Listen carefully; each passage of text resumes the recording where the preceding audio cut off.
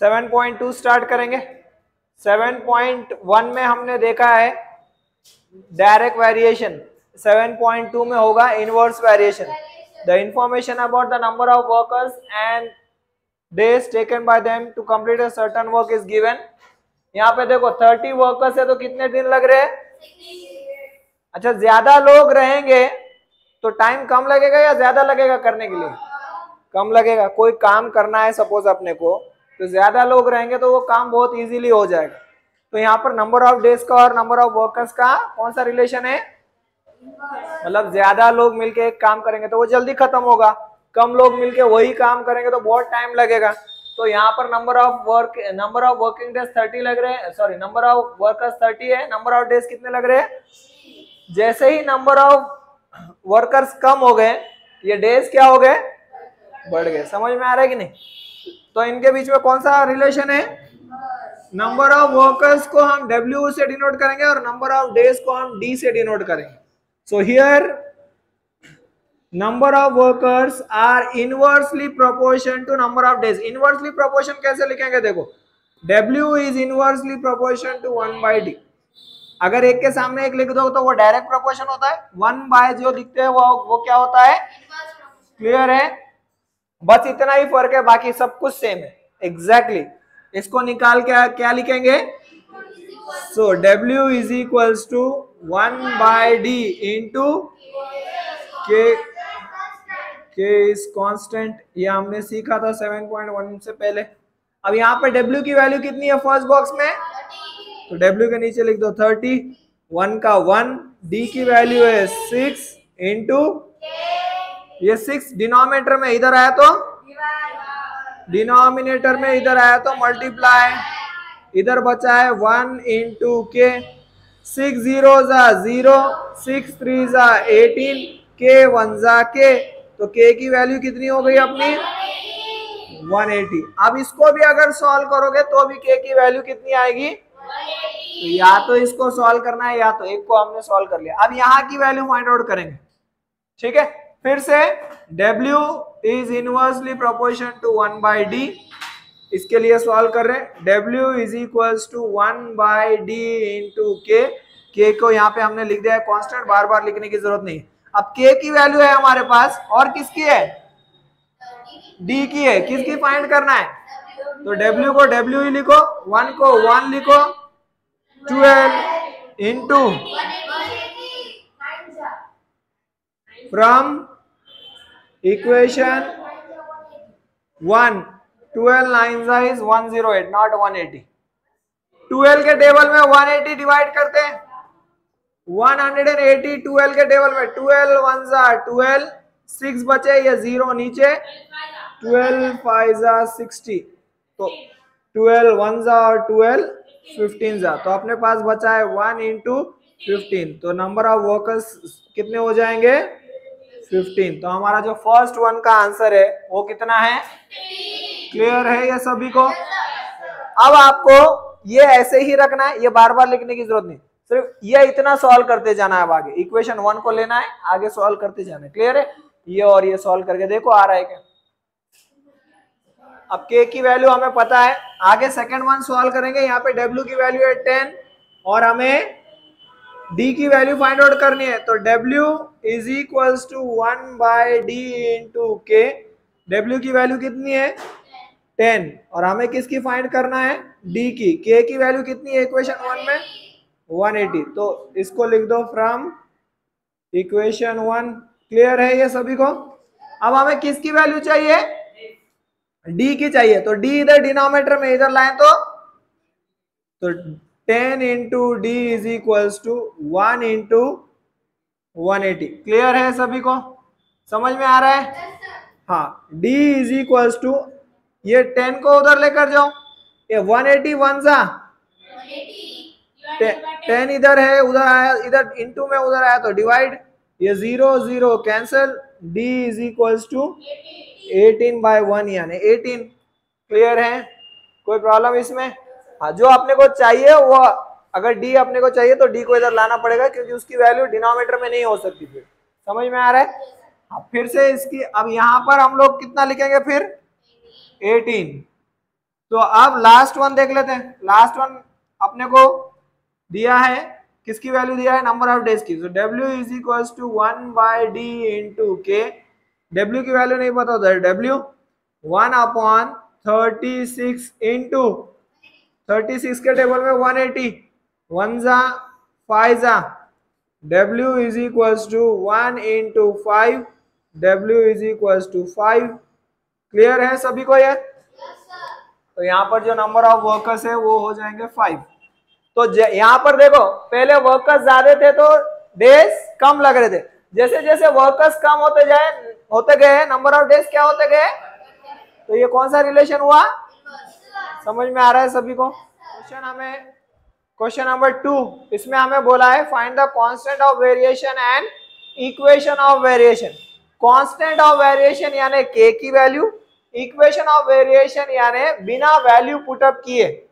जैसे हमने इससे पहले भी देखा था कांस्टेंट ऑफ वेरिएशन, देखो यहाँ पर हमें दिया है P is inversely proportion to 1/q। ये सिंबल हटा देंगे तो P is equal to 1/q into k and k is constant. ठीक है, अब यहाँ पर P की वैल्यू कितनी दिया है 15, 1 का 1, Q की वैल्यू दिया है 4 इंटू, ये 4 डिनोमिनेटर में इधर आया तो इंटू में, so is equal to 1 into K. 15 4 जा 60 और k 1 जा k, तो k मतलब कांस्टेंट ऑफ वेरिएशन की वैल्यू। ठीक है, अब हमें निकालना है इक्वेशन ऑफ वेरिएशन। फिर से लिखेंगे P is inversely proportion to 1/q, P is equal to 1/q into k। P और Q की वैल्यू पुटअप करने की तो अपने को जरूरत नहीं है, लेकिन K की वैल्यू है अपने पास, कितनी है 60। तो Q को इधर ला लो, तो ये डिनोमिनेटर में इधर आया तो into P into Q is equal to K। अच्छा K की वैल्यू कितनी है 60, तो P into Q will be PQ और इट विल बी 60। यहाँ पर लिख दो फ्रॉम, यहाँ पर लिख दो फ्रॉम इक्वेशन 1 हमारे पास ये वैल्यू आई है। समझ में आ रहा है सभी को? यहाँ पर P और Q की वैल्यू पुटअप करना है और यहाँ पे सिर्फ K की वैल्यू पुटअप करना है, P और Q की पुटअप नहीं करना है। 7.2 question number 3, the boxes are to be filled with apples in a heap. Heap मतलब आपने देखा होगा मार्केट में जाते हो कैसे एप्पल्स जमा के रखते हैं लोग, गाड़े वाले वगैरह, उसको बोला जाता है हीप। एक जगह करके रखना कोन के टाइप में, उसको बोला जाता है heap. If 24 apples are put in a box, 27 boxes are needed. How many boxes are needed if 36 apples are put in a box? Question क्या है पहले वो समझते हैं। ये एप्पल्स ऐसे रखे हुए पूरे, अपने को एक एक बॉक्स में एक एक कुछ एप्पल्स फिट करना है, एक बॉक्स में कुछ एप्पल्स फिट करना है। अगर अपन ने एक बॉक्स में 24 एप्पल्स डाले तो अपने को ऐसे कितने बॉक्सेस लग रहे हैं 27। लेकिन अगर अपन इसको बढ़ा देंगे 36 बॉक्स, अगर 36 एप्पल एक बॉक्स में फिट करेंगे तो बॉक्सेस कितने लगेंगे ये बोलना है। अभी देखो मैं क्या बोल रहा हूँ, 100 एप्पल है सपोज, कितने एप्पल्स है 100। एक बॉक्स में आप 25 एप्पल्स पुटअप कर रहे हो तो आपको कितने बॉक्सेस लगने वाले 4। एक बॉक्स में 50, एक बॉक्स 100 ही एप्पल है, एक बॉक्स में अगर 50 पुटअप करेंगे तो जैसे जैसे नंबर ऑफ एप्पल बॉक्स में बढ़ाएंगे बॉक्सेस क्या हो जाएंगे। तो यहाँ पर नंबर ऑफ एप्पल का और बॉक्सेस का कौन सा रिलेशन है इनवर्स। तो हम लिखेंगे here number of apples are varies inversely with number of boxes. Number of apple के लिए अपन ने ए लिए और नंबर ऑफ बॉक्सेस के लिए अपन ने बी लिए। नंबर ऑफ एप्पल का और बॉक्सेस का कौन सा रिलेशन है इनवर्स। यहाँ पर देखो A is inversely proportion to 1/b।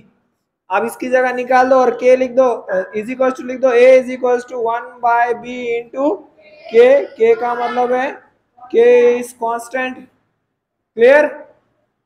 अब ए की वैल्यू कितनी है 1/b, बी की वैल्यू कितनी है 27। 27 को इधर लाओ, 24 इंटू 27 इज इक्वल टू के। 27 को अपने को 24 से मल्टीप्लाई करना है। 4 7 जा 28, 4 2 जा 8, 10, 2 7 जा 14, 2 2 जा 4, 5, 8, 4, 6।